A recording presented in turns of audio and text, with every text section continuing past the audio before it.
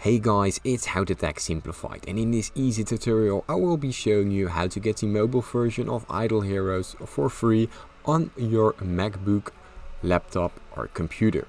Now, for this to work we need a Bluestacks app player. So let's get straight into it. The first step is to download and install Bluestacks on your device. Now simply head down to your browser and type in Bluestacks. Now this will take you to the official Bluestacks website, bluestacks.com. Open it up and here you see a big button that says download Bluestacks 10. This is what we want.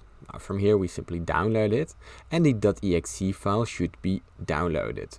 Now simply open the file and from here it will take you to a installation wizard. Simply press yes and from there the Bluestacks operation system will start the installation process. Now this is very easy, I already installed it. Simply follow the prompts given by Bluestacks and download Bluestacks.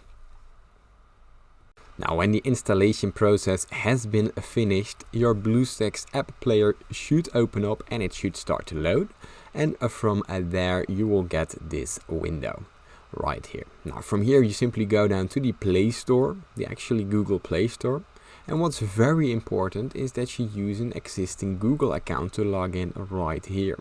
Now once you've logged into your existing Google account, all you have to do is go to the search bar and type Idle Heroes right here. Now you open up the official application, as you can see right here. And as you can see, it's the official game, and from there you press install. And Idle Heroes will start to install on your device, on your laptop or MacBook or PC.